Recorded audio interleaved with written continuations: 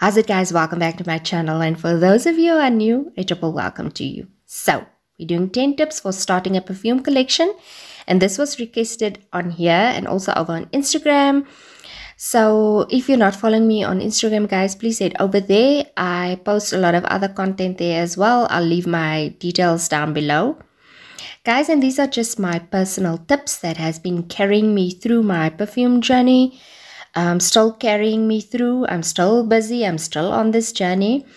And I am currently having 37 perfumes. I'm going to go up until 40 and then I'm going to stop. If I go over that, I'll have to declutter to stay at 40.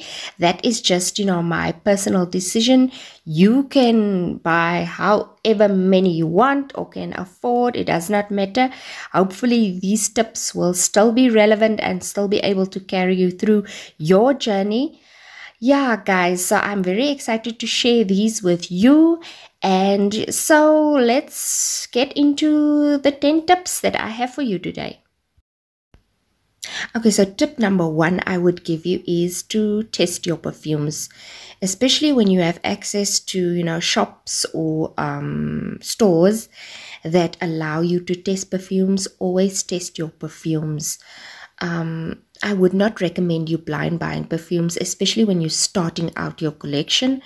Always try and test out something, that you heard about or saw reviews on that you kind of liked or liked what the people described.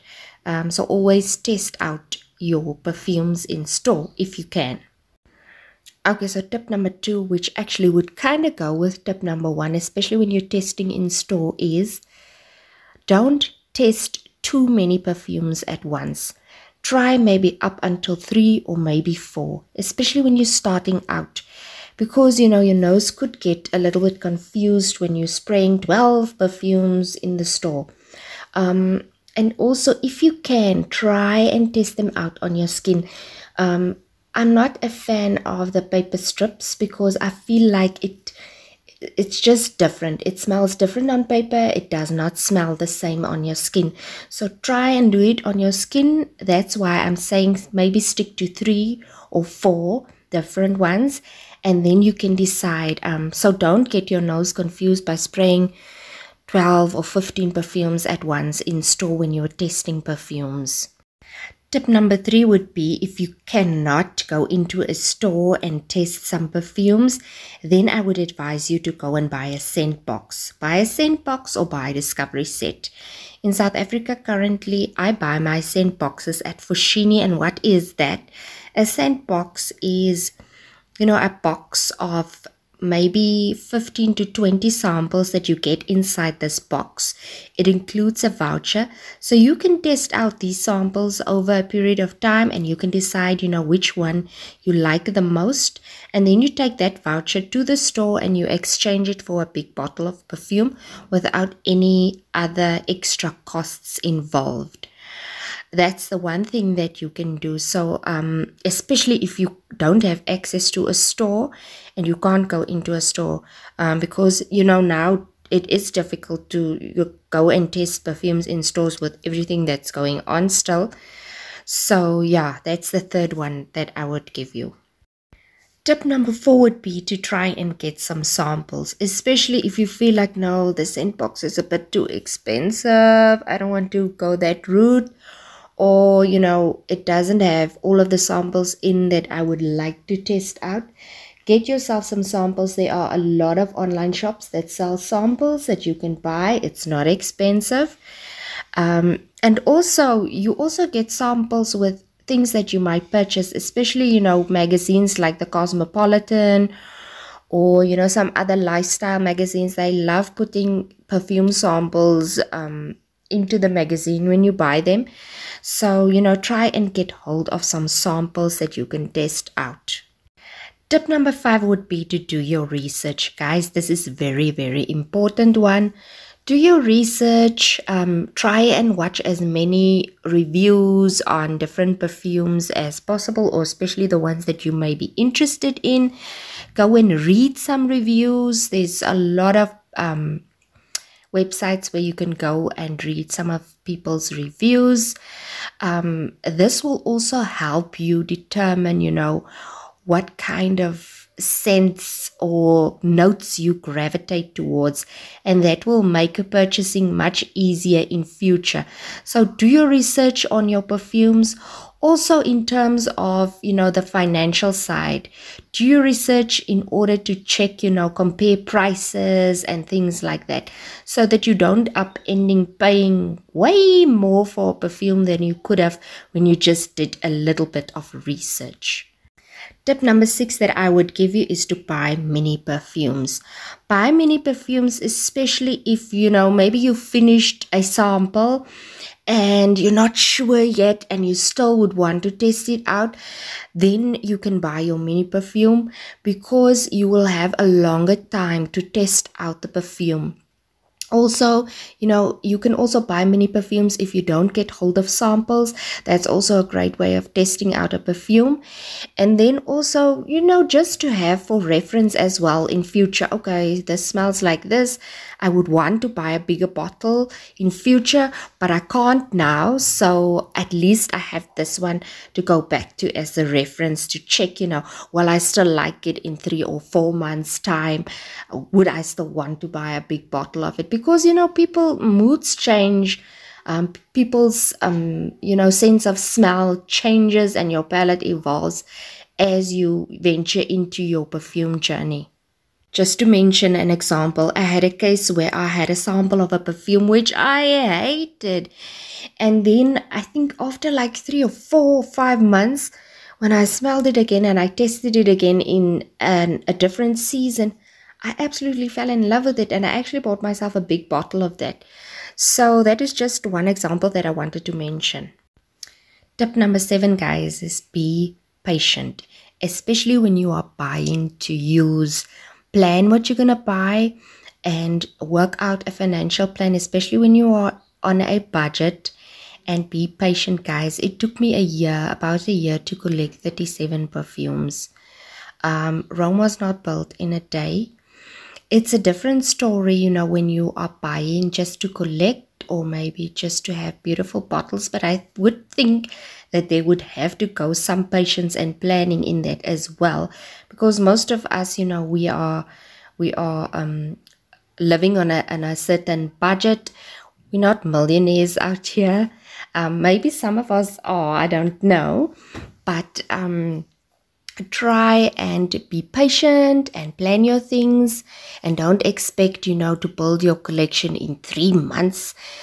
Be realistic when it comes to buying perfumes, especially when you are buying to use and when you are on a budget.